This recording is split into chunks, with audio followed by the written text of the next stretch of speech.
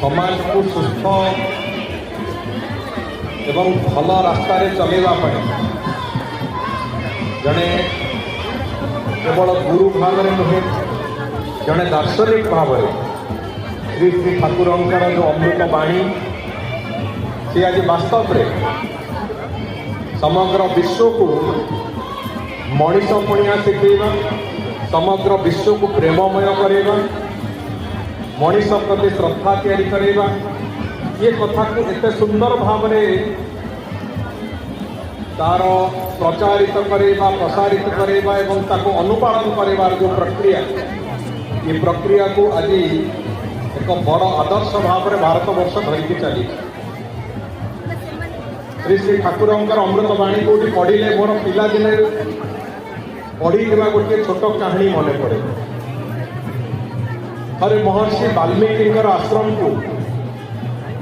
महर्षि विश्वामित्र एवं राजर्षि जनक सांग होगी जाते पहुँचवा जिते बड़े आश्रम द्वार देशे पहुँचले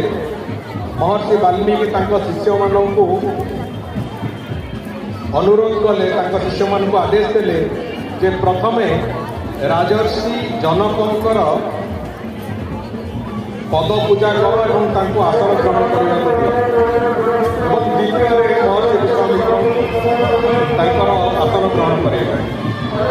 महर्षि विश्वामित्र को एक बहुत क्षुब्ध लगे खराब लगे महाक्रोधी महर्षि विश्वामित्र पचारे महर्षि वाल्मीकि जे मु जड़े कठोर कपि मु जड़े महर्षि मत छाड़ी आप जड़े राजा भाव सम्मान दे वाल्मीकि कहले जे घर द्वार छाड़ी कुछ साधना करवा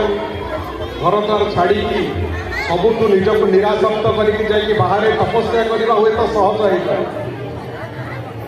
किंतु राजसिक कार्य कर परिवार भितर रही समाज भितर रही जड़े साधुर जीवन व्यतीत करवा ये हूँ सबुठ कष्टकर काम आम समाज भितर कुप्रवृत्ति खराब कथा खराब जिन एत देखी देखी आसुचे प्रति समय आम अनेक समय आमर मनीष पुणिया को भूली जाऊँ आज आमको पुणी मनीष भली उपस्थापित करने अवस्थापित करने प्रतिटी मनीष भितर जमी रामचंद्र भी था रावण भी था मनीष भितर रामचंद्र को आउे अवस्थापित करने श्री श्री ठाकुर जो भूमिका ये किसी समय तले जो पिला मैंने जो भाई भाव में